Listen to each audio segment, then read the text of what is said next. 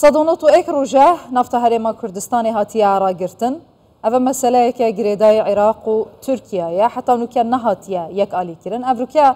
وزیر انرژیا ترکیه بیجیتن بوری آماده بو دیسا هنارتنا نفته برای بندر جیهان لیف مسئله جالی عراق و بوچی حتی نوکه نهاتیه چاره سر کرن مسئله سیاسیه یانجی براستی تکنیکیه لسروی مجاره زیدتر ده پرسنج هجای احمد سراجی شارزای سیاسی میوانه می هجای احمد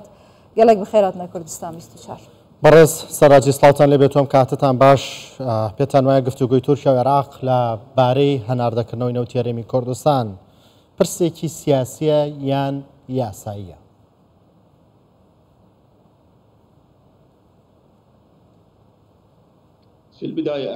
لا سرطادا سلاو لإيوة وسلاو لبينراني كردستان 24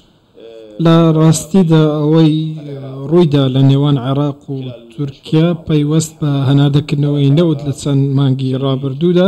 کاریگەری زۆر نەرێنی هەبووە لەسەر دیمەنی ئابووری عراق بەتایبەتی لە هەرێمی کوردستان تەنانەت کاریگەری لەسەر ئابووری تورکیاش هەبووە ئەو نەوتەی لە عێراقەوە دەچووە بەندەری جەیهانەوە بڕێکی زۆر بوو بەڵام دوای بڕیارەکەی دادگای فەرەنسا ئەم بڕیارە وای کرد کە هەناردەکردنی نەوت بوەستێت و کارگەر لەسەر بەغدا بوو لە ئەنجامدا هەناردەکردنی نەوت لە ڕێگەی بەندەری جەیهانەوە وەستا بەڵام ئەوەی بەم دوایە ڕوویدا هەوڵێکی بۆ ئەوەی چارەسەری ئەم کێشەیە بکات هەرچەندە بەغدا ناتوانێت باشکرا بڵێ من بڕیارەکەی دادگای پاریس ڕەت دەکەمەوە تورکیاش ناتوانێت بڵێ من پابەندی ئەو بڕیارە نابم لە ڕێگەی هەناردەکردنەوەی دووبارەی نەوت و فرۆشتنی بۆ سەرڕای هەموو ئەو شتانە هەوڵێکی بۆ ئەوەی ڕێککەوتنێک بکرێ بتوانن کێشەکە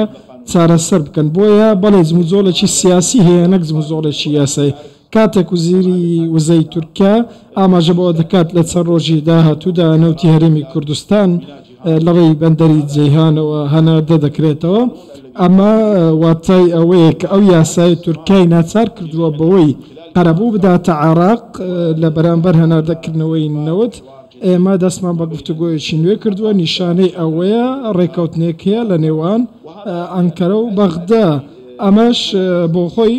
واتای ئەوەیە ئەو کێشەی لە نێوان ئەو سێ پایتەختەدا هەیە بەرەو چارەسەرە بەرەو ئەوەیە چارەسەرێکی گونجاوی بۆ بدۆزنەوە لەوە دەچێت ڕێککەوتنێک لە نێوان بەغدا و هەولێردا هەبێت بۆ ئەوەی شایستەدارەیەکان لە نێوانیاندا چارەسەر بکرێ ئەمەش نیشانەی ئەوەیە جۆرێک لە کرانەوە هەیە لە نێوان هەر سێ پایتەختدا بۆ چارەسەرکردنی ئەم کێشەیە بەڕای من گەیشتن بە ڕێککەوتنێک دوور لە تەویلکردنی دۆسیە هەناردەکردنەوەی نەوت و پەنابردن بۆ دادگا و ئەو پرسەی 2014 ڕوویدا ئەمە شتێکی سیاسیە وا باشترە ڕێککەوتن بکرێ ڕێککەوتنەکان بۆ چارەسەری کێشەکان هەمیشە باشترن و بە کاریگەری باشتریان لەسەر بارودۆخ دەبێت بۆیە جارێکی دیکە هەناردەکردنەوەی نەوتی عێراق سەرچاوەیەکی زۆر باشە بۆ عێراق چونکە عێراق دوای 2003 داهاتی بەڕێژەی هەرە زۆر پشت بە نەوت دەبەستێت جاچی لە ڕێی جەیهانەوە بێیان لە شوێنێشتر بۆیە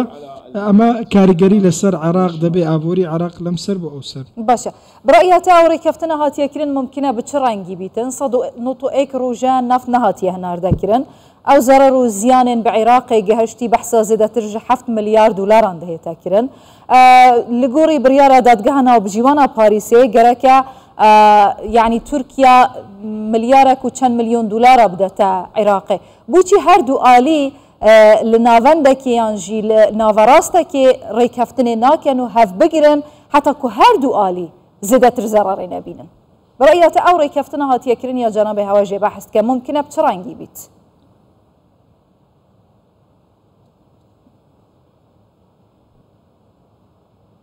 باعتقاد غياب الشفافية بەڕای من دەبێت شەفافیت هەبێت لە نێوان هەردووکدا یاخود نەبوونی شەفافیت هۆکارە بۆ ئەوەی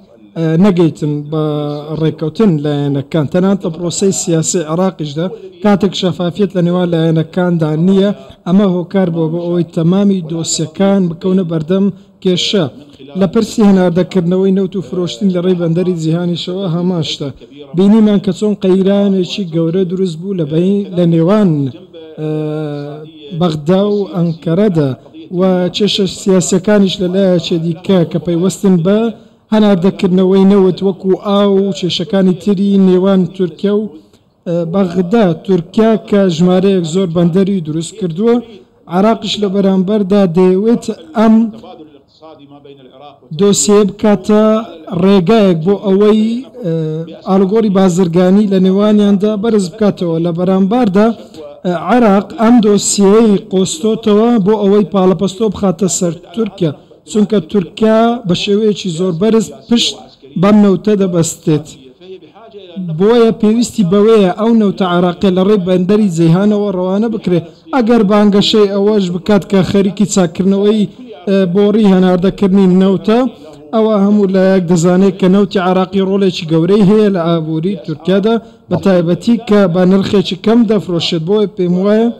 ئەو ڕێکەوتنە و بەرژەوەندی هاوبەشە پێویستە لە نێوان هەردوودا هەبێت لە فرۆشتنی نەوتی عراقی هەولێر و بەغداش پێویستە هەردوو لایەن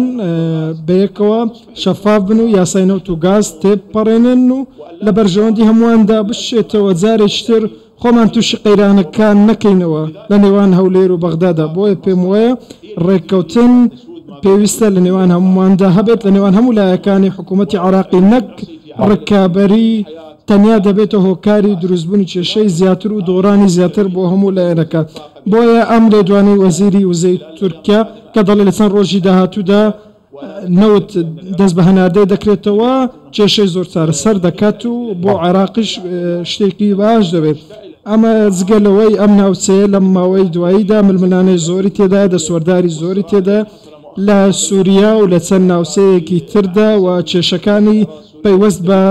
قەسەدا لە سووریا و هەروەها ململانەکانی ئێران لەو ناوچەیەدا و بابەتی بەزانی سنوورەکان هەموو ئەمانە نیشانەی ئەوەی ئێمە پێویستمان بە چارەسەرە بۆ ئەوەی کێشەکان چارەسەر بکەین پێویستمان بە ڕێککەوتنە بۆ ئەوەی بگەینە خاڵێکی هاوبەشی نێوانمان نەک بگەینە حاڵەتێکی خراپتر و شەڕ. بەڵێ بەڕێز سەراجی دەوترێت کە تورکیا ئێستا خواستێکی هەیە لەوەی نەوتی لە جاران بە هەرزانتر پێ بفرۆشرێت بۆی بتوانێت قەرەبووی و مایە بکاتەوە کە نەوتی نەفرۆشتەوە هەروەها پێتان وایە عراق دەستبەرداری ئەو قەرە بۆ ببێت کابێ لە تورکیای وەربگرێ؟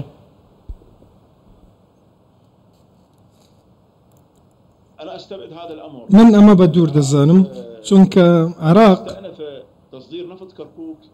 دەستی بە هەناردەکردنەوەی نەوتی کەرکۆ کردوتەوە لە ڕێی